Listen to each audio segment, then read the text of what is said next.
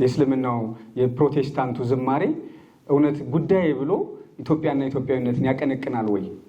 የሀገር ፍቅር እንዲያድር ስነ ምግባር ድቀትን በመቃወም መንግስትን በመፕላን ሀገር ውጭጭ ናት። ይብዛም ይነስም በአንድ ብሔር ብቻ ወይም በአንድ ሃይማኖት ብቻ የተገነባች ሀገር የለችም። ዘረኝነት በእስልምና ጥንብ ነው። ዘሬን አትጠይቁኝ ስለማንነቴ ሰው መሆን በቂ ነው። ኢትዮጵያዊነት በቀለም በቆዳ በዘር ሲቧደኑ ነጭ ጥቁር ብለው ፍጡር ሲኮንኑ ምድራችን አነባች ህልቁ መረገፈ አለሁ ያለው ስልጡን ደርሶ እየሰነፈ ይላል። ጠኔ፣ ደዌ፣ ስደት፣ ጦርነትና ሞት እነዚህ የኢትዮጵያ የጋራ ጠላቶች ናቸው። ሁሉም ሃይማኖቶች የሚስማሙባቸው ናቸው። እነዛ ስጋን ነው የሚይዙት ሙዚቃዎች፣ የዘፈን የስጋዊው ማለት ነው። ይሄ ግን እነዚህ መንፈሳዊዎቹ ግን ነፍስን ሁሉ ከሀገር ጋር አዋህደው እንዲታተም የሚያደርጉ ማለት ነው። እያንዳንዱ ፓስተር፣ እያንዳንዱ ዑለማ፣ ቃዲ፣ ሼክ፣ ኡስታዝ፣ ቄስ፣ መነኩሴ፣ ጳጳስ፣ ሊቀ ጳጳስ ስለ ይቅርታ ይሰብካል። ሁሉም ይቅርታን ግን አይኖረውም።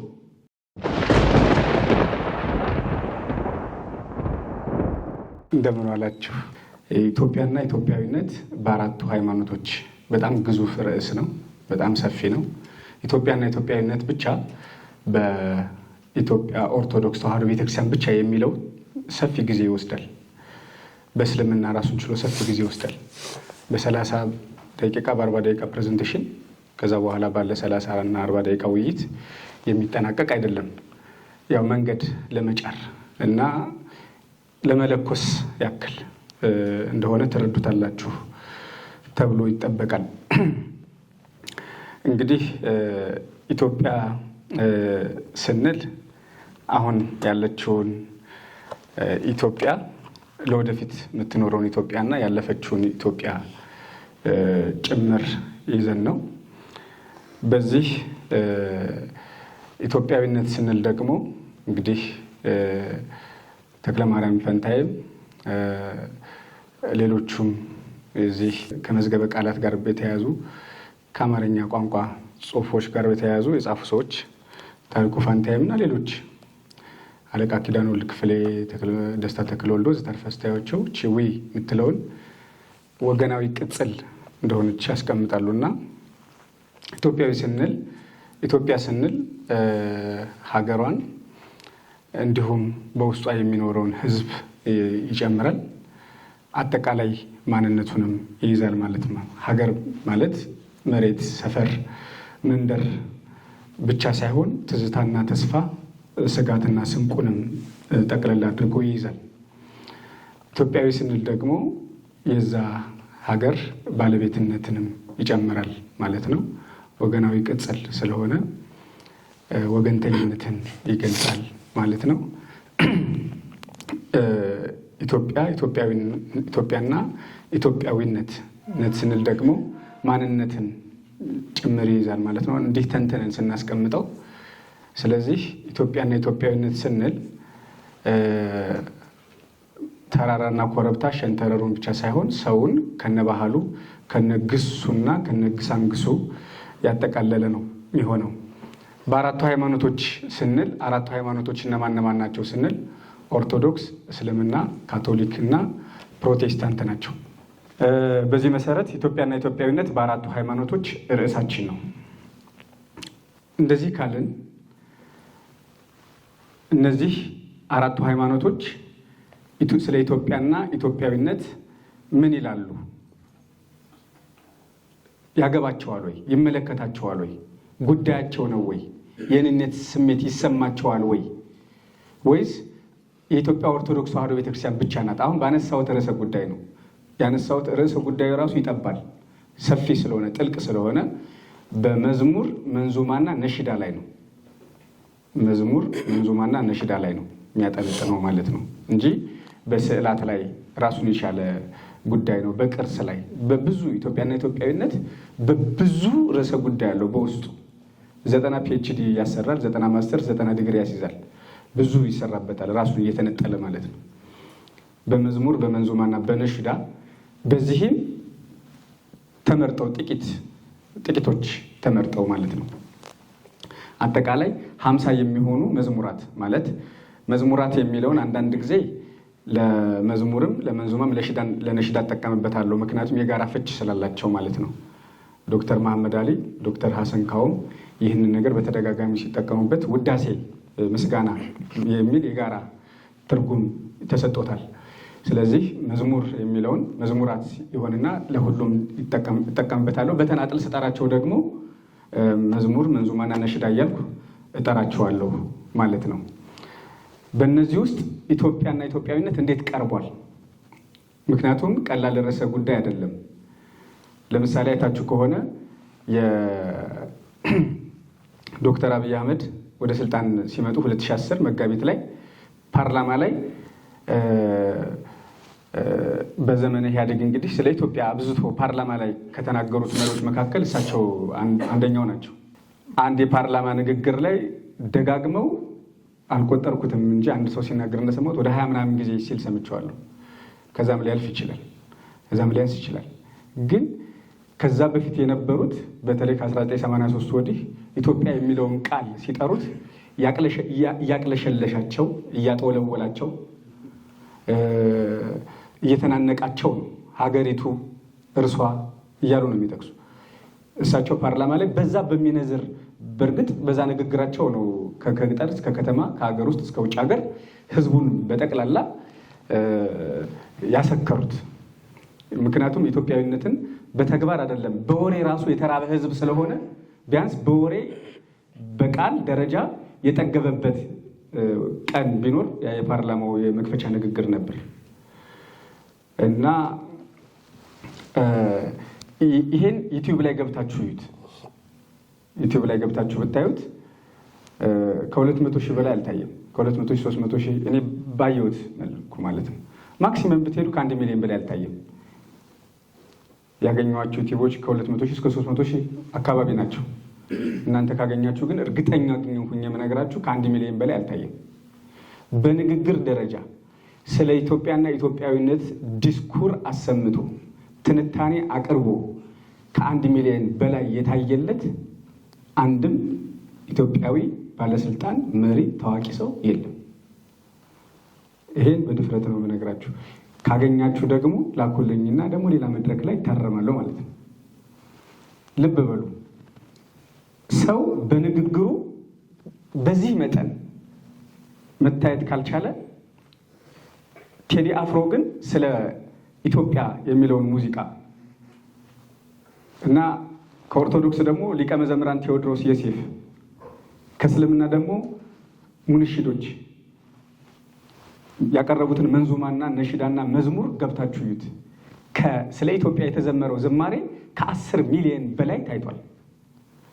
ነሽዳውም ልክ እንደዚሁ ከ7 እና ከ8 ሚሊዮን እስከ 10 ሚሊዮን ድረስ ባለው ታይቷል። በሙዚቃ ደረጃ ደግሞ ስታዩት ከዛ በላይ ታይቷል።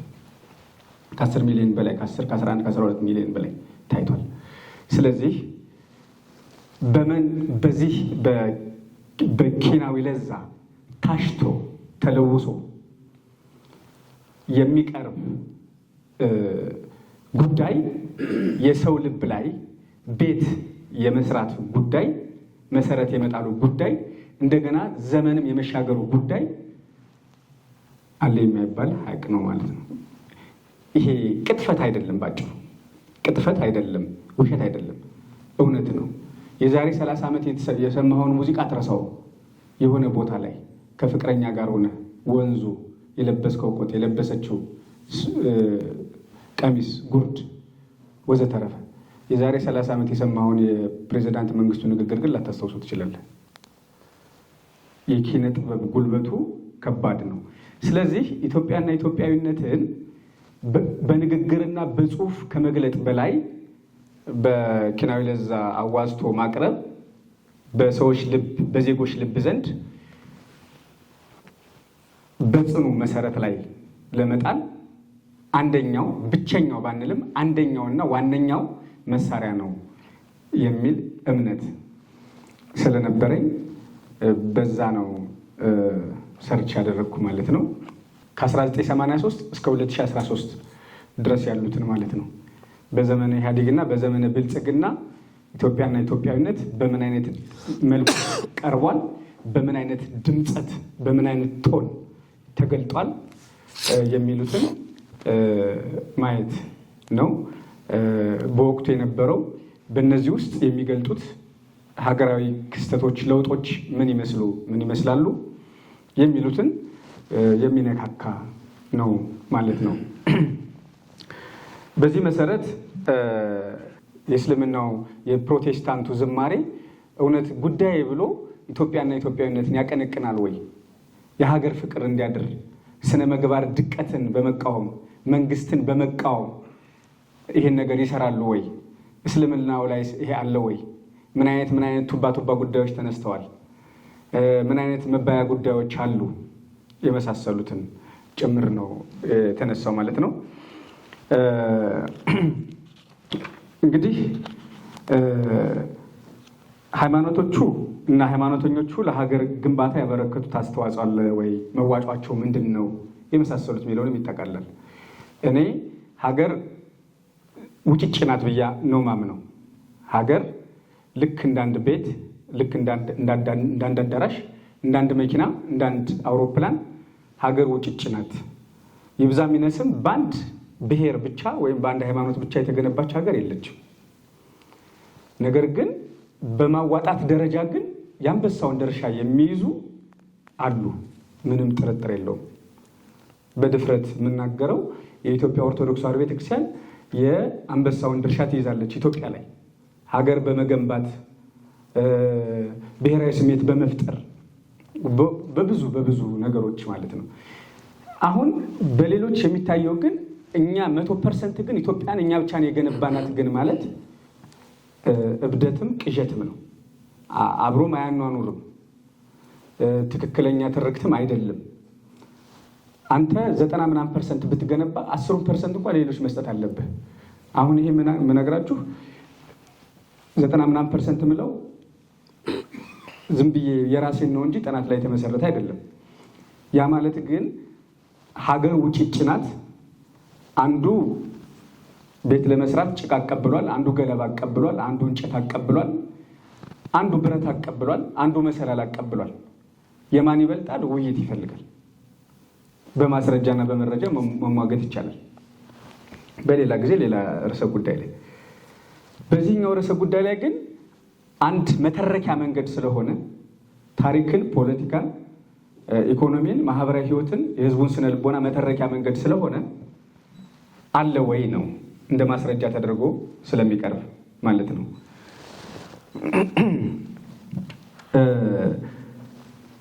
በማህበራዊ ሚዲያዎች በሚሊዮኖች መታየታቸው የኢትዮጵያን የልብ ትርታ ማዳመጥ መቻላችንን ከመዋጮ ያለፈ ነገር መኖሩን ወዘተረፈ የምናይበት መንገድ ነው። አውሮፕላን የአንድ አውሮፕላን ከተለያየ ሀገር ነው። ከአንድ አሜሪካ የሚመረተው አውሮፕላን ከአሜሪካ ብቻ አይደለም የሚመረተው። የተለያዩ ፓርቶቹ ከተለያየ ሀገር ነው የሚመጡት። ልክ እንደዛ መዋጭ እንደሆነ ሁሉ ይሄንንም በማስረጃ እና በመረጃ ያሳየናል እና ቀስ ቀስ እያልኩ ወደዛ ነው የምገባው። ሃይማኖት ስንል እነዚህ ኢትዮጵያ ውስጥ ያሉ አራቱ ሃይማኖቶች ብቻ ናቸው እያልኩ ሳይሆን በኢትዮጵያ ሃይማኖት ተቋማት የተመዘገቡ ሌሎች ሃይማኖቶች አሉ። ነገር ግን ከ96.7% በላይ አራቱ ሃይማኖቶች ናቸው የያዙት። ከ96.7% በላይ እነዚህ አራቱ ሃይማኖቶች የኢትዮጵያን ሕዝብ ይሸፍናሉ። ስለዚህ ይሄ 96.7% ባለበት ሕዝብ ነው አሁን የምታዩት ግፍ፣ ስቃይ።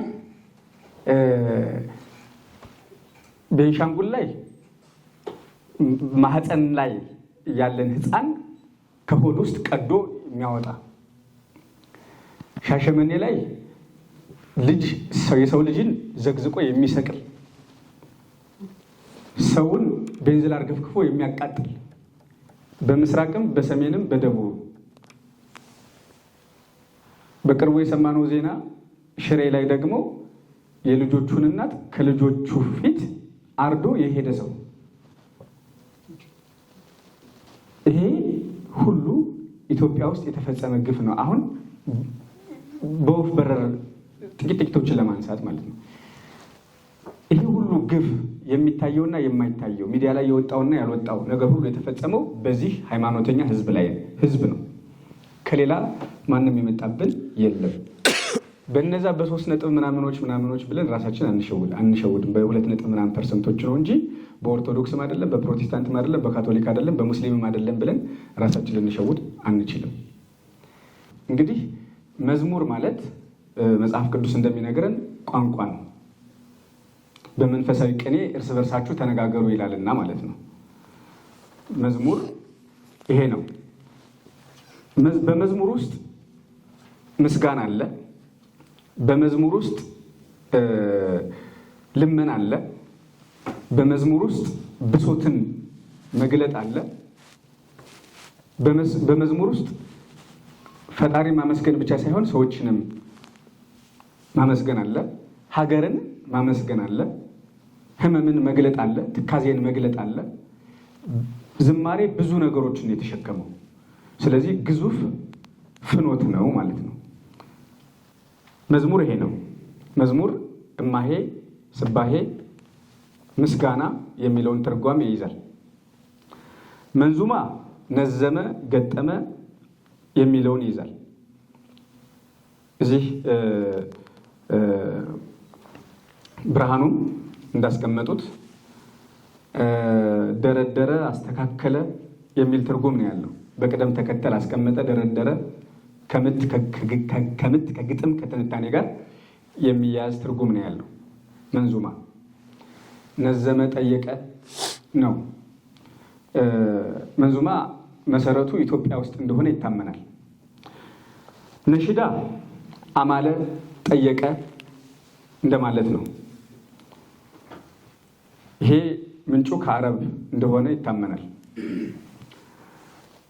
ሶስቱም መንገዶች ናቸው ለፈጣሪ ለወደዳቸው ሰዎች ምስጋና የሚቀርብበት፣ ስለ ሀገር ምስጋና የሚቀርብበት፣ ሂስ ወቀሳ የሚቀርብበት፣ ትንቅንቅ የሚደረግበት፣ የማህበረሰቡን ብሶት መግለጥ የሚቻልበት መንገድ ነው።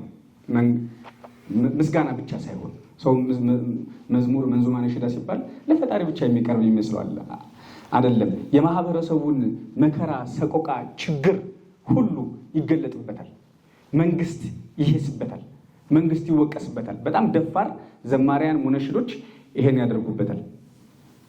በዚህም ለስር ለድብደባ ይጋለጡበታል።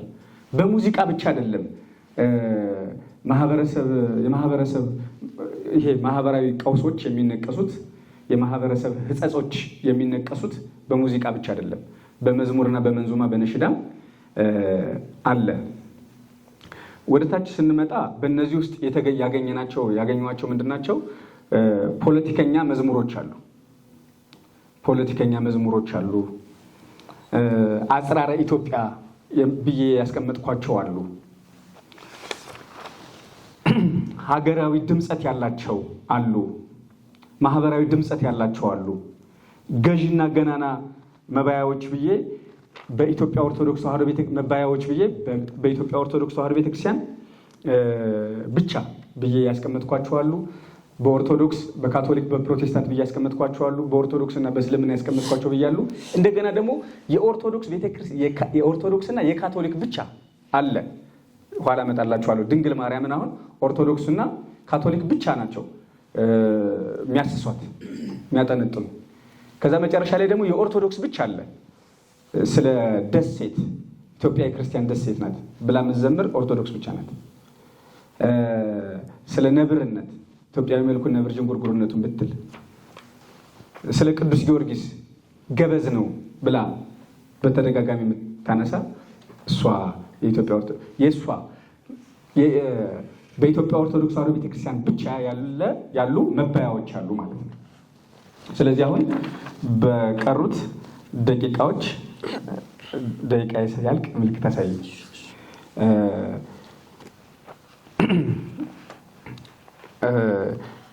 ከፖለቲከኛ መዝሙሮች እንነሳለን። እንግዲህ ፖለቲከኛ ስንል በዘመኑ በአገዛዙ ዘመን የተዘመሩ ዝማሬዎች እንደገና ያንን በዛ ዘመን የነበረ መንግስት ሲመራው የነበረው ህዝብ ላይ የደረሰ በረከትም መርገምም ይህ ሁሉ ያጠቃልላል። ተጠያቂም ተወዳሽም ነው። ስለዚህ እነሱ ከዚህ ጋር በተያያዘ በነገራችን ላይ ሁላችሁም ያነበባችሁ ሰዎች ናችሁ። ፖለቲካ ያልሆነ ነገር በምድር ላይ የለም። አለባበሳችንም ፖለቲካ ነው። አነጋገራችንም ፖለቲካ ነው። መጽሐፍ ቅዱስ ውስጥ ፖለቲካ አለ፣ ቁርአን ውስጥ ፖለቲካ አለ፣ ሐዲስ ውስጥ ፖለቲካ አለ፣ ቀኖና ውስጥ ዶግማ ውስጥ ብዙ ፖለቲካ ብዙ ነው። ሃይማኖታዊ ፖለቲካ፣ ባህላዊ ፖለቲካ ብዙ ነው። ምን ተነትነው። ስለዚህ እኔ እኮ ከፖለቲካ የጸዳው ንግግር ነው ማድረግ የሚሉ ሰዎች ምናምን ሊገጥሟችሁ ይችላል። የፖለቲካን ትርጉም ካለማወቅ የተነሳ ነው የሚሆነው። ስለዚህ ፖለቲካዊ መዝሙራት አሉ። የሚደነግጡ ሰዎች ይኖራሉ። እንዴ መንፈሳዊ ሰዎች እኮ ዘማሪዎች እኮ ፖለቲከኞች አይደሉም፣ እንዴት ነው ፖለቲካ? ይሄ ሰውዬ ወስዶ ሊያገናኛቸው ነው እንዴ? ነገ ማዕከላዊ ሊከታቸው ነው እንዴ ያለኝ ሰው አለ። ደውሎ ለአንዱ ዘማሪና ሙነሽድ ያንተን መዝሙር እኮ ፖለቲከኛ ሰው አለ። እንደዛ ማለት እንዳልሆነ ፖለቲካኛ ነህ ማለት እንዳልሆነ ግን እኔ በትክክል አስቀምጫለሁ። ስለዚህ አንድ ባንድ እያየነው እንሄዳለን ማለት ነው። ፖለቲከኛ መዝሙራት እልፍ ናቸው። በእነዚህ ውስጥ ዘረኝነትን የሚኮንኑ አሉ። አንድነትን የሚያንጹ፣ አንድነትን የሚሰብኩ አሉ። መንግስትን የሚወቅሱ አሉ። ደፈር ብለው ነጠላ ለብሰው ኩፊት አድርገው መቋሚያ መቁጠሪያ ይዘው በድለሃል፣ አሁን ያለው መንግስት አክዓብ ነው የሚሉ፣ አሁን ያለው መንግስት አክዓብ ነው ብለው የሚኮንኑ በዘመነ ኢህአዴግም በዘመነ ብልጽግና ደፋር ሙነሽዶች፣ ደፋር ዘማሪያን እንዳሉ አሳያችኋለሁ። ስለዚህ በፖለቲከኛ መዝሙራት ውስጥ እነዚህ ሶስት ነገሮች መኖራቸውን ይዛችሁ ዘረኝነት በእስልምና ጥንብ ነው። ታውቃላችሁ ሁላችሁም። በእስልምና አስተምህሮ ዘረኝነት ጥንብ ናት ተብሎ ነው ትምህርት የሚሰጠው። በክርስትና ዘረኝነት ኃጢአት ነው። ይሄ ፕሮቴስታንትም ላይ ካቶሊክም ላይ ኦርቶዶክስም ላይ የሚሰራ ነው። ግን የሃይማኖት ሀገር ናት ብለን የምንመጻደቅ ወንጌላውያንን፣ ሙስሊሞችንን፣ ኦርቶዶክሳውያንን ብለን የምንመጻደቅ ከንቱ ፍጥረታት እንደሆንን ማሳያው ይሄ ነው። ይህንን ዘማሪያን እንዲህ ብለው ገልጸውታል። ለምሳሌ በኢትዮጵያ ኦርቶዶክስ ተዋሕዶ ቤተክርስቲያን ዲያቆን እንግዳ ወርቅ በቀለ 1997 ዓመተ ምህረት ምርጫ የተደረገበት ነው። ታውቃላችሁ፣ የተጋጋለ ምርጫ የነበረበት 20 ዓመት ሞላው አይደል? አሁን ግን በዛ እሳት በሆነበት ዘመን ዘማሪው እንደዚህ ብሏል። እኔ የኬፋ ነኝ የአጵሎስ አትበሉ፣ የተለያየ መንግስት አይጠናም እንዲሉ። እኔ የኬፋ ነኝ፣ አጵሎስም ኬፋም ስለናንተ አልተሰቀለም ነው። የተሰቀለው አንድ ኢየሱስ ክርስቶስ ነው አይደል? በክርስቲያኖች እኛ የምናምነው እንደዛ ነው አይደል? የምናምነው። ስለዚህ ለምንድን ነው የምትለያዩ? ጤናማ ልዩነት አይደለም፣ ዘር ነው። ወደኋላ እጠቅስላችኋለሁ። የመጽሐፍ ቅዱስ እንትኖች አሉ፣ ጥቅሶች አሉ። አንዱ ስለ ሁሉ ሞተ ይላል 2ኛ ቆሮንቶስ 5:14 ላይ። ክርስቶስ የሞተልን ብለው የሚያምኑ ሰዎች እኮ ናቸው አሁን ይሄን በጣም አጸያፊ የሆነ ሰውን ከወገኑ ከሀገሩ ውጣልኝ እያሉ የሚያሳድዱት ማለት ነው። እና ማሞ ሌላ፣ መታወቂያው ሌላ፣ ተግባራቸው ሌላ፣ ተግባራችን ሌላ፣ ስማችን ሌላ የሆነ ይሄ ከሌለ ይሄ ዝማሬ አይዘመርም። ስለዚህ የዘመኑን መንፈስ ያረገዘ ነው። የዘመኑን መንፈስ እንደዚሁ መሪዎችን ያወገዘ ነው። በማርገዝና በማውገዝ ውስጥ ሆኖ የተዘመረ ዝማሬ ነው። 1997 መዝሙሩ መጽሐፍ ቅዱሳዊ ነው። የኢትዮጵያ ኦርቶዶክስ ተዋሕዶ ቤተክርስቲያን የምትመራበት መጽሐፍ ቅዱስ 80 አሃዱ ነው፣ 81 ነው። የፕሮቴስታንት 66 ነው። የካቶሊክ 74 ነው። በዚህ ሁሉ ውስጥ ዘረኝነትን ይቃወማል፣ ግን ዘረኝነትን እንፈጽማለን። ጥርጥር እያደረኩ ለመሄድ ያክል ነው። ይሄ ዘመኑን የሚያሳይ ነው። ዘማሪት አዲስ ለማ እንዲህ ትላለች። አሁን የኢትዮጵያ ኦርቶዶክስ ተዋሕዶ ቤተክርስቲያን ዘማሪ ነው። ተበጣጥሰን በዘር አንድነት ስናጣ ፍሬዋን ነሳችን ምድር ተለውጣ፣ ዘራችን ክርስቶስ መሆኑን ዘንግተን ምንጮቻችን ነጥፈው አዝነን ተጠምተን። ተነሽ ኢትዮጵያ ነው የሚለው የሚወርደው መርገፉ። ተነሽ ኢትዮጵያ፣ ተበጣጥሰን በዘር ተነሽ ኢትዮጵያ፣ አንድነት ስናጣ ተነሽ ኢትዮጵያ ነው። በዘር እንደተበጣጠስን ያሳያል። መቼ? አሁንም 97 ዓመተ ምህረት ያደፈጠው ኃይል በሙሉ ወጦ በየሬዲዮ በየመጽሔቱ በየቴሌቪዥኑ በየእንቧክረ የሚልበት አንድ ህዝብ ጨቋኝ ነበረ፣ አንድ ህዝብ እንደዚህ አድርጎ እንደ ህዝብ እኮ ነው የሚልበት፣ አንድ ህዝብ በአንድ ህዝብ ላይ እንዲነሳ የሚሰበክበት አደገኛ ጊዜ ላይ እነዚህ ዘማሪያን ወጣው ዘረኝነትን ተቃውሟል። ስለዚህ ኢትዮጵያነትን ከሚያጠነክሩ ነገሮች መካከል አንዱ መጥፎ ነገሮችን መቃወም፣ በጎ ነገሮችን ደግሞ ማቀጣጠል ነው። ዘረኝነት እንኳን ሰብአዊ ፍጡራን ግዑዛንም ይቃወማሉ። ዘማሪ ጸሐፊ ትእዛዝ ዲያቆን ታዲዮስ ግርማ 2011 ላይ ነው። 2011 ማለት ዶክተር አብይ ከተሾሙበት ዘመነ ብልጽግና ማለት ነው። ዘሬን አትጠይቁኝ ስለማንነቴ፣ ሰው መሆን በቂ ነው ኢትዮጵያዊነት። አሁን እዚህ ላይ ደግሞ ኢትዮጵያ የምትለው ምን እያለች ነው? የጫጉላ ጊዜ ናት አይደል? እቺ ደግሞ ኢትዮጵያ እና ኢትዮጵያዊነት በደንብ የምትነሳባት ጊዜ ነበረች አይደል? ስለዚህ ይሄ ይስከን፣ ልዩነት ይስከን፣ ኢትዮጵያዊነት ይፋፋ፣ ኢትዮጵያዊነት ያብብ የሚባልበት ጊዜ ነው። ስለዚህ ዘረኝነትን እየተቃወመ ዘሬን አትጠይቁኝ ስለማንነቴ፣ ሰው መሆን በቂ ነው ኢትዮጵያዊነቴ ብሎ በኦርቶዶክስ የዘመረ ዘማሪ አለ። ይህንን ዘማሪ ደግሞ ብዙ ሺዎች ተመልክተውታል፣ ይወዱታል። ኮሜንት ላይ ገብታችሁ ብታዩት አሜን፣ አገራችንን ሰላም ያደርግልን፣ ኢትዮጵያ ትሻለናለች የሚል ነው። ኔጌቲቭ ኮሜንት የለም። በዚህ መዝሙር የተጠቀሰው ዘመን እንግዲህ 2011 የዚህ አዲሱ ለውጥ ከመጣ በኋላ ያለው ነው። እሱም ማየት ነው። በሁለተኛ የምንመለከተው የኢትዮጵያ እስልምና እምነት ተከታዮች ክርስትና አንድ ነው፣ እስልምና አንድ ነው፣ ግን ኢትዮጵያውያን ብለን ነው የምንጠቅሰው ማለት ነው።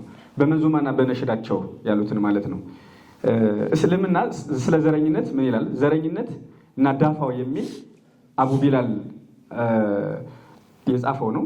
ዘረኝነት ጥንብ ናት አትቅረቧት ይላል ነቢዩ መሐመድ ሰአው በእነሱ አባባል ማለት ነው። አንድ ሙስሊም እንደ ሙስሊምነቱ ሳይሆን እንደ ኦሮሞነቱ፣ አማራነቱ፣ ሶማሌነቱ፣ ትግሬነቱ፣ ስልጤነቱ፣ ጉራጌነቱ ወዘተ ብቻ ሲያስብና በዚሁም ሀሳቡም እየተጎዳም ክፉ ሲያደርግ ከመታዘብ የበለጠ ምን ስቃይ ይኖራል ይላል። ቁርአን ስለ ዘረኝነት ምን ይላል ይላልና እስላም ለሁል ጊዜ እምነት ነው። ሙስሊሞች ከሁሉም አህጉራት ዳራዎች የመጡ ናቸው። 1/5 ቦታ የሰው ልጅ ይሸፍናሉ። በአንድ ሙስሊም ልብ ውስጥ ለእብሪት ለዘረኝነት ምንም ቦታ የለም ይላል። ይጠቅሳል። ሰማያት ምድርንም መፍጠሩ የቋንቋዎቻችሁና የመልካሞቻችሁ ሁሉ መለያየት የመልኮቻችሁ ሁሉ መለያየት ከአስደናቂ ምልክቶቹ ናቸው። በዚህ ውስጥ ለሚታወቁ ህዝቦች በእርግጥ ተአምር አለ ይላል ቁርአን 30:22 ላይ ማለት ነው። ከነዚህ መካከል ሙንሽድ አስማማው አህመድ፣ ሙንሽድ እስማኤል ተክሌ፣ ሙንሽድ ሐሰን ዑመር ታረቀን የሚል አንድ ዝማሬ ያላቸው በህብረት የሰሩት ማለት ነው። ምን ይላል? ምድርን ለፈሳድ ለብልሽት ማለት ነው፣ ለከንቱ ማለት ነው። ፈሳድ ማለት አጭደው ሲባክኑ በየአደባባዩ የሰው ዘር ሲያድኑ ይላል። የሰው ዘር እኮ ነው። የሰው ዘር ሲያድኑ የማይታይ ጁንድህ ጠላት ይዳብሳል። ገዳይ ሲያረፋፍድ ሟች ይገሰግሳል። በቀለም በቆዳ በዘር ሲቧደኑ ነጭ ጥቁር ብለው ፍጡር ሲኮንኑ ምድራችን አነባች ህልቁ መረገፈ አለሁ ያለው ስልጡን ደርሶ እየሰነፈ ይላል። አያችሁት አይደል? በቀለም በቆዳ በዘር። ስለዚህ የኛ መልካችንን ነው በዚህ ነሽዳ ውስጥ የተገለጠው ማለት ነው። ልፍ ልፍ እያልን ነው የምንሄደው በእስልምና በክርስትና ማለት ነው። በሶስተኛ ደረጃ ዘረኝነት በጽኑ ተወግዞ የምናየው በኢትዮጵያ ካቶሊካዊት ቤተክርስቲያን ነው። አቤቱ መልሰን ይላል የሃና ዮሐንስ ነው 2013 ነው። ስለዚህ ሰይጣን በሌለበት በስማም ይባላል የክርስቶስ ስም ስለሆነ ማለት ነው። ዘረኝነት በሌለበት ግን ስለ ዘረኝነት ዝም ብሎ አይወራም። ስላለ ነገር ነው የምናወራው። አሁን የዛሬ 30 ዓመት ስለ ቲክቶክ እናወራ ነበር። ቲክቶክ ባለበት ነው ስለ ቲክቶክ የምናወራው። ዘረኝነት ባለበት ነው ስለ ዘረኝነት የምናወራው።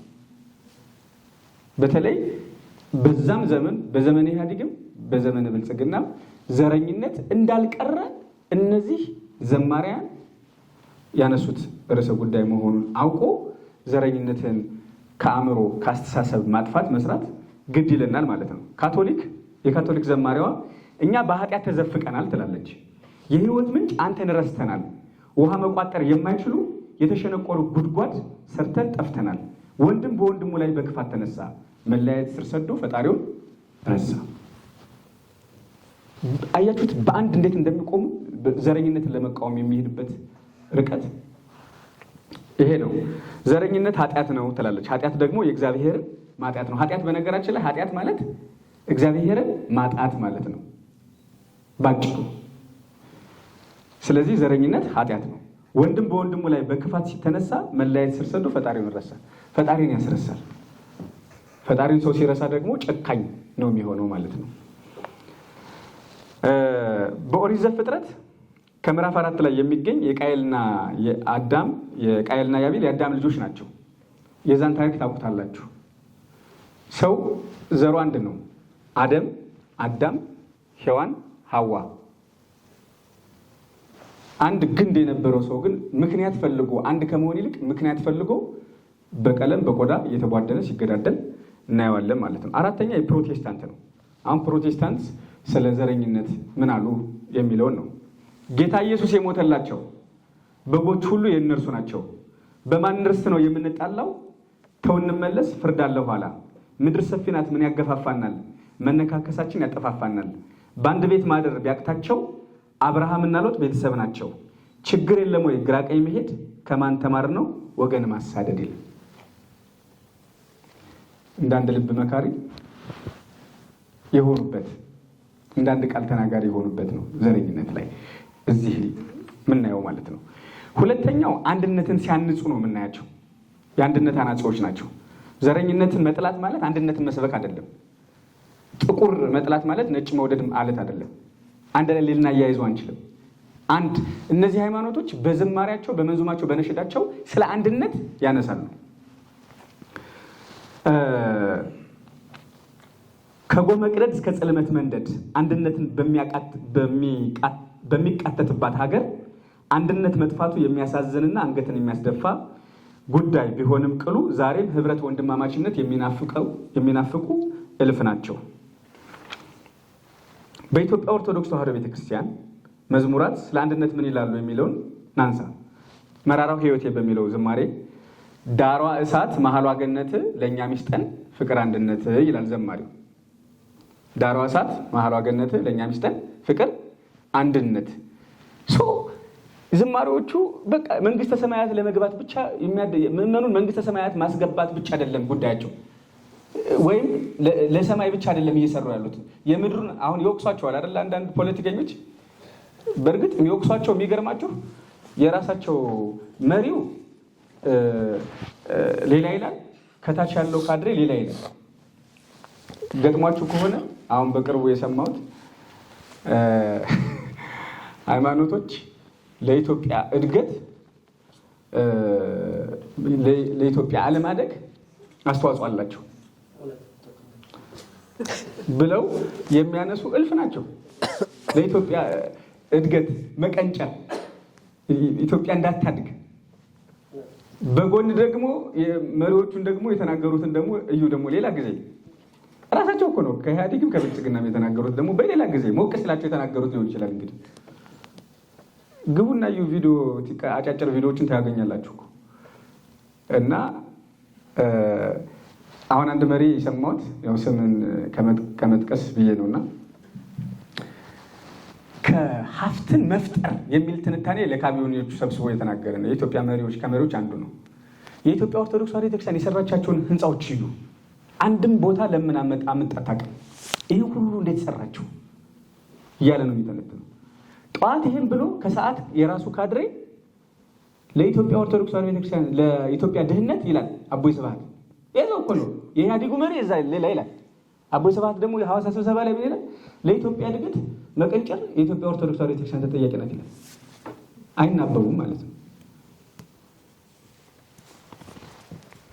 አሁን ችግር ያለው ህዝቡ ላይ አይደለም፣ ሃይማኖቱ ላይ አይደለም፣ ሃይማኖተኞችም ላይ አይደለም ማለት ነው። እንደው ሚስጥር እየሳበኝ ወደዛ ስለሚሄድ ነው እንጂ ርዕሰ ጉዳይ አይደለም። ስለ አንድነት ነው። ሚስጥረ ኢትዮጵያ አንድነን ልጆችሽ ኢትዮጵያ ጠላት አይለየንም ኢትዮጵያ ተሰባስበን በፍቅር ኢትዮጵያ ይላታል። ይሄ የማን ነው? የኢትዮጵያ ኦርቶዶክስ ተዋሕዶ ቤተክርስቲያን ዘማሪ ነው። እመጣለሁ የሌሎች ሃይማኖቶች አንድነት ጠል አይደሉም። አንድነት ጠል አይደሉም። ምክንያቱም እያንዳንዱ ዘማሪ እያንዳንዱ ሙነሽድ በሃይማኖቱ ሀዲድ ውስጥ ተቃኝቶ የወጣ ባለሙሉ ስብዕና ነው። ስለዚህ ምዕመናን የሚወዱትን የሚቀበሉትን ሃይማኖቱ አስተምሮ የሚገፋፋውን ነገር ነው በካሴት በሲዲ በዩቲዩብ የሚያወጣው ማለት ነው። ስለዚህ ጸረ አንድነት አይደሉም ማለት ነው። አንድነትን በዚህ መጠን በመንፈሳዊ ሰዎች ዘንድ በመንፈሳዊ አንደበት መስበክ ዋጋው በሚሊዮን አይደለም፣ በቢሊዮን አይደለም፣ በትሪሊዮን አይደለም፣ አይተመንም። ምክንያቱም አንድ መሪ ስለ ኢትዮጵያና ኢትዮጵያዊነት አብዝቶ ሲናገርና አንድ ተራ ሰው ሲናገር እኩል አይደለም። በመሪ ደረጃ ተጽዕኖ እልፍ ነው። እነዚህ ተጽዕኗቸው ከባድ ነው። ሙነሽዶች፣ ዘማሪያን ከባድ ነው ተጽዕኗቸው። እንደነገርኳችሁ ነው። አሁን ዘመኑ የኤሌክትሮኒክስ ዘመን ነው፣ የዲጂታል ዘመን ነው። አንድ ጊዜ ተለቆ በ24 ሰዓት ውስጥ 100,000 ሰው የሚያይበት ዘመን ነው። ድሮ እኮ 1,000 ካሴት ሽጠህ 100,000 ላይ ያይልህ ይችላል። የተሸጠ ካሴት ብቻ ነው የሚታየው። ብርቅ የሚሆነው 500 ካሴት ተሸጠ፣ 2,000 ካሴት ተሸጠ ነው፣ 5,000 ካሴት ተሸጠ ነው፣ ብርቅ ነው። አሁን እኮ እንደዛ አይደለም እኮ። ለቀህ በአንድ ወር ውስጥ 5 ሚሊዮን ሰው ሊያይልህ ይችላል። እና ቀላል አይደለም ተጽዕኖ። የኢትዮጵያ ሕዝብ ምንድን ነው? ለሃይማኖቱ ስስ ነው። ስለዚህ በሃይማኖቱ በኩል አድርገህ ብትመጣ ሃይማኖቱን አክብረህለት፣ ስርዓቱን፣ ወጉን፣ እሴቱን አክብረህለት ብትመጣ ይቀበልሃል ነው። በማይፈልገው ነገር እየመጣ እንዴት ይቀበላል? ያን ሆኖ ግን እያደመጠ ነው። የኢትዮጵያ ጉዳይ ሆኖበት እያደመጠ ነው። ስለ ኢትዮጵያ በሁሉም ሃይማኖት ተዘምሮ 10 እና 15 ሚሊዮን ከታየ አንድ ፖለቲከኛ ግን 40 ደቂቃ ስለ ኢትዮጵያ አውርቶ 100,000 ካልታየለት ከስሯል ማለት እኮ ነው። ስለ አንድነት ይሄን ይላሉ ኦርቶዶክሳውያን። ሌላ እስልምና ወንድሜን ተይው በይው ሀገሬ ቁጥር 2 ነው። አሽርፍ ናስር ነው 2013 በዘመነ ብልጽግና ነው 2013 ወንድሜን ተይው በይው አይግፋኝ ከቅፍሽ እኔም ያንቺው ልጅ ነኝ እርሱም ካንቺ ማህፀን ካንቺ ሌላ የታል አዋዶ የሚቀርጸን። አይገርምም? እስልምና ውስጥ እኮ ነው ማለት ማድነቅ ነው። የሃይማኖት መቀበል ሌላ ማድነቅ እኮ ነው። አሁን ካጠገቤ ያለው ወንድሜ የለበሰው ልብስ ካልም ከሆነ ከለሩ እንዴት ያምራል ለማድነቅ አለብህ። በሐሳቡ ልጠራው ትችላለህ እኮ አይደል? ቁመቱን ግን ማክበር አለብህ። ከኔ ጋር ሎጋ እንዴት አልሆነም ትላለህ። እሱ በራሱ በቃ ውብ ነው አይደል እንዴ? እሱን የሚመስል ሰው በምድር ላይ የለም። የአይን አሻራው ለዛ ነው እኮ ያንዱ አይን አሻራ ከሌላው አይን አሻራ የተለየ ይሆነ። እስልምና ያለውን ነገር ማድነቅ አለብን። እስልምና ያለውን ነገር ግን አደነቅን ማለት እስልምና ለኛ ለኦርቶዶክሳውያን መንግስተ ሰማያት ያስገባል ማለት አይደለም። ለኛ ለኦርቶዶክሳውያን፣ ለእስላሞች፣ ለሙስሊሞች ያስገባል። አምነ መቀበል ነው። ለፕሮቴስታንቶች የያዙት መንገድ ያስገባናል ካሉ መብታቸው ነው። ኦርቶዶክሳውያን ካሉ መብታቸው ነው። የጋራ ጉዳይ ላይ ግን መጨቃጨቅ፣ መነጋገር ትችላለህ። አንድ ቤት 10 ክፍል ቤት ይኖረዋል። አንድ ሳሎን ሊኖረው ይችላል አይደል? 10 መኝታ ቤት ይኖረዋል። መኝታ ቤት ውስጥ እንደ ልብ ታደርጋለህ። ብትፈልግ ዝንጀሮ ስቀል፣ ብትፈልግ አይጥ ገንዘ ስቀል፣ ብትፈልግ አረንጓዴ ቀባው። ሳሎን ላይ ግን በጋራ የተስማማንበት ነው ሳሎን ላይ መቀመጥ ያለበት። አሁን አዲስ አበባ የጋራ ሳሎን ቤት እንደማለት ናት አይደል? አዲስ አበባን መጣህ አጎፍራታለሁ ልትል አትችልም። የኔ ብቻ ልትሆን ትችላለች አትችልም። ማለት እልፍ ተደክሞባታል፣ እልፍ አጥንት ተከስክሶባታል። ዘመን ሰጠኝ ብለህ አንተ እንደ ልብ ብታረጋት ነገ ደግሞ ሌላው ዘመን ይሰጠዋል፣ እንደ ልቡ ያረጋታል። ማሰብ መስከን ትልቅ ነገር ነው። ዞሮ ዞሮ ይህን ነገር ይሄው ሲናገሩ ሰምታችኋቸዋል። የእስልምና ሙነሽዶች በጣም ነው የሚደነቀው። 10 ደቂቃ አለኝ፣ ቶሎ ቶሎ ልጨርስ። እልፍ ነው በ40 ደቂቃ ራሱ አያልቅም። ስለ አንድነት ይሄ ነው። ስለ እስልምና ትፈቅድ እንደው ልምጣ ወዳለህበት ሳይገድለኝ ሀዘኑ ሳልሞት በጸጸት የሄድንበት መንገድ ልክ አልነበረም። በአንድነት ለመቆም ይሄው ቃል ገብተናል ይላል። በአንድነት ለመቆም እርቅ ከተፈጠረ በኋላ ነው። አሁን ዘመኑን ያማከለ ነው። ካስታውሳላችሁ አይደለ? በእስልምና ውስጥ መጅሊሱ ለሁለት ተከፍሎ ነበር። እርስ በርስ ጸብ ነበር አይደለ? ከዛ በመካከል ዶክተር አብይ በሲኖዶስ መካከል ያለውን ጸብ እንደፈቱት ሁሉ በእስልምና ያለውንም ፈተውታል አይደል? በወቅቱ ያማከለ ዝማሬ ነው። ስለዚህ ወቅቱን ያማከለ ነው። አንድነት ይወደዳል ማለት ነው። ዘመኑን የተሸከመ ስለሆነ በካቶሊክም እመቤቴ ማርያም የብርሃን መንገድ ሕዝብሽን ሰብስቢ አድርጊያቸው በአንድ ይላል። አያችሁት? የህይወት ምንጭ ኢየሱስ ሰላም ተጠምተናል፣ ሁሉም ትተነው ዓይንህን ናፍቀናል ይላል ማለት ነው። ከዛ መንግስትን የሚሄሱ ደግሞ በትንሹ ልንገራችሁ። መንግስትን በድፍረት የሚቃወሙ የሚወቅሱ ደግሞ ላሳያችሁ።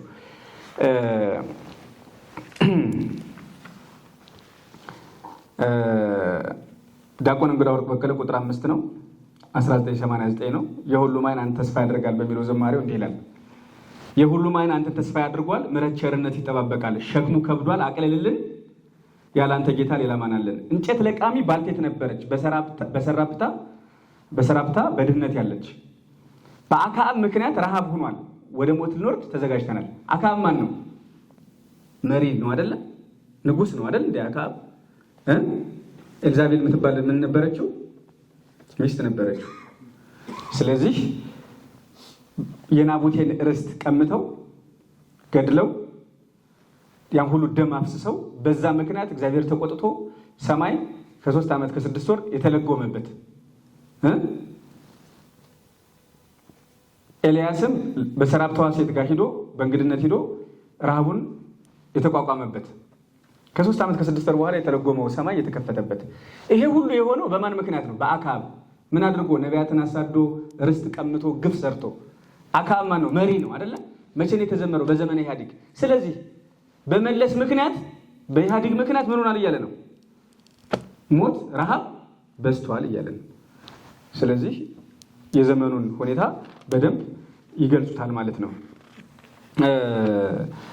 ከዛሬ ነገ ሌላ ደግሞ የጋራ ጠላት አላቸው። ሁሉም የጋራ ጠላታቸው ምንድን ነው? እንደው ልፍ ለማለት ነው እንጂ አሁን እዚህ መንግስትን የሚሄሱ በብልጽግናም ላይ ብዙ አሉ፣ በኢህአዴግም ብዙ አሉ። ብዙ ሙነሽዶች፣ ብዙ ዘማሪያን ማለት ነው። ሰርች ታደርጉ ታገኙታላችሁ። ወይም መጽሐፉን ኢትዮጵያና ኢትዮጵያዊነት በአራቱ ሃይማኖት የሚለው መጽሐፍ ታነቡ ታገኙታላችሁ። እዛ የጋራ ጠላት አሏቸው። አያችሁት? አንድ ለመሆን ምን ይፈልጋሉ? የጋራ ጠላት። ተባብረው መስራት ባይችሉም ተባብረው ጠላት በመፈለግ በጋራ ጠላት ላይ የተንጠለጠለ አንድነትን የመፍጠር አቅም አዘጋጅተዋል። ምን ጠኔ፣ ደዌ፣ ስደት፣ ጦርነትና ሞት። እነዚህ የኢትዮጵያ የጋራ ጠላቶች ናቸው። ሁሉም ሃይማኖቶች የሚስማሙባቸው ናቸው። በዝማሬ በመዙማና በነሽዳ ያነሷቸው ግዙፍ ጉዳዮች ናቸው። እነዚህ ሰብሰብ አድርጌ ልለፋቸው። ጠኔ ረሃብ፣ ደዌ በሽታ ነው። ስደት፣ አሁንም ስደት አለ። በብልጽግናም ስደት አለ፣ በኢህአዴግም ስደት አለ፣ አልቆመም። ካላመናችሁኝ የኢትዮጵያ ሰብአዊ መብት ኮሚሽን ይዛችሁ ጠይቁ፣ ኢሰመጉን ጠይቁ፣ መጽሔቱና ጋዜጣውን የዚህን 7-8 ዓመት እዩት። ስደት እልፍ ነው። ስለዚህ አልቆመም። በኢህአዴግ ጊዜ ስደት አለ። የጋራ ጠላታችን ነው ብለው ግን ይዋጋሉ። ጦርነት አለ። አዎ፣ በዘመነ ኢህአዴግ ከማን ጋር ተጣልተናል? ከኤርትራ ጋር። በዚህ ምክንያት ብዙ ሺዎችን አላጣንም፣ አጥተናል አይደል? ሶማሌም ልከን ልጆቻችን አስፈጅተናል። ላይቤሪያም ልከን አስፈጅተናል። አሁንስ ኢትዮጵያ ከህወሓት ጋር ተጣልታ ትግራይ ክልል በነበረውና በዚህኛውና በዛኛው ወገን በነበረው ጦርነት በዛ በኩል በኤርትራ የገባው በዚህም ያለው እዛም እዚህም ብዙ በአጠቃላይ ኢትዮጵያውያን ምን ሆነዋል? አልቀዋል። ጦርነት ቆሟል? አላቆምም። የጋራ ጠላታቸው ጦርነት ነው። ስደታቸው፣ ደዌ፣ በሽታቸው በሽታም ይኸው አሁን እየረገፈ ነው። ኮሮና፣ በፊት HIV። ሀገራዊ ድምፀት ያላቸው ደግሞ አሉ። ሀገረ ታሪክን የሚዘክሩ ሀገር ፍቅርን የሚያዘምሩ ማለት ነው። ስለ ሀገር መልካምነት የሚያወሩ እልፍ ልክ እንዳሁኑ እንደመጣሁበት ሰዓት ቢኖረኝ በደንብ ጠቅስላችሁ ነበረ። ሀገርን ከፍ የሚያደርጉ ሀገርን በዝማሬ ከፍ የሚያደርጉ በአጥንት እንዲቀልጽ በአጥንት እንዲቀልጥ በስጋ እንዲሰርጽ በደም እንዲዋሃድ ከፍ ሲሰማቸው ነርቨስ የሚያደርጉ ሰላም ለኢትዮጵያ፣ ሰላም ለኢትዮጵያ፣ ሰላም ለሀገራችን ይላክልን። ኢትዮጵያ ተስፋ ነሽ። ፕሮቴስታንትም ላይ ስትሄዱ፣ እስልምናም ላይ ስትሄዱ ሀገሬ በጣም የሚገራርሙ ከሙዚቃ በብዙ ጥፍ የሚበልጡ ነፍስን እነዛ ስጋን ነው የሚይዙት ሙዚቃዎች፣ የዘፈን የስጋዊው ማለት ነው። ይሄ ግን እነዚህ መንፈሳዊዎቹ ግን ነፍስን ሁሉ ከሀገር ጋር አዋህደው እንዲታተም የሚያደርጉ ማለት ነው። የሀገርን ታሪክ እንትን ያወድሳሉ። የሀገር ፍቅርን ከፍ ያደርጋሉ። እና ሰፊ ነው እዚህ ጉዳይ ላይ ልለፈው። ማህበራዊ ድምፀት ያላቸው ደግሞ አሉ። ሀሰሳ ይቅርታና ሌብነትን ገናዥ ብዬ ያስቀመጥኳቸው። የሀገር ችግር የሚፈታው ብቸኛው መፍትሄ በይቅርታ ሊፈወስ የሚችለው በይቅርታ ነው ብለው የሚያምኑ ማለት ነው። ግን የሚገርማችሁ በጣም እኮ ነው። አይገርማችሁም? ግን በስማችን በኑሯችንና በሃይማኖታችን መካከል ያለው ጋብ እያንዳንዱ ፓስተር፣ እያንዳንዱ ዑለማ፣ ቃዲ፣ ሼክ፣ ኡስታዝ፣ ቄስ፣ መነኩሴ፣ ጳጳስ፣ ሊቀ ጳጳስ ስለ ይቅርታ ይሰብካል። ሁሉም ይቅርታን ግን አይኖረውም።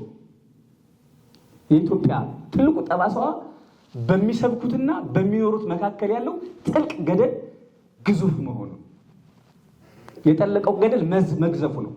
ነገር ግን ያነሱታል። ይቅርታ ነው የሚያስፈልግ ይላሉ ሁሉ። ስለዚህ ሌብነትን፣ ጉቦን ይቃወማሉ። የሚገርማችሁ ሁሉም የሃይማኖት ተቋማት ጋር ብትሄዱ ወይም እዚህ ያላችሁ ሰዎች ካላችሁ ከሰማችሁ፣ እኔ ራሴን ስለማውቅ ነው። እኛ ቤት አሁን እልፍ ሌብነት ነው ያለው። እልፍ ሌብነት፣ አገር ያወቀው ፀሐይ የሞቀው። ሌብነታቸውን በምን የሚደብቁት? በመጡበት ቀይ ወንዝ ማለት ነው። ሰው ለመቀጠር ጉቦ የሚቀበሉት እነዚህ ሰዎች ናቸው መንግስተ ሰማያት የሚያስተምሩት። ግን እኛ ምን አገባን አይደል? የሚሰብኩን ኢየሱስ ክርስቶስን ነው እንጂ እንጨት ስላልሆነ እነሱ ሌባ ስለሆኑ የምንከተለውን ሃይማኖት አንክድም፣ የምናመልከውን ጌታም አንክድም፣ ያንጠለጠልነው ማተብም አንበጥስም። እነሱ እንደዚህ ድምፅ መሳሪያዎች ናቸው። እንደዚህ ይሄ ቢበላሽ እኔ በቃሌ እናገራለሁ አይደል? ይሄ ተበላሽ ተብሎ የሚቆም ነገር አይኖርም። ግን ሌብነት ሁሉም ቦታ ከቤተ ክህነት እስከ ቤተ መንግስት የሰረጸ ጉቦ፣ ሙሰኝነት በሁሉም ቦታ እንዳለ ያሳያል ማለት ነው። ወደ መጠቅለሉ ሲሄድ ሀገርን ይናፍቃሉ።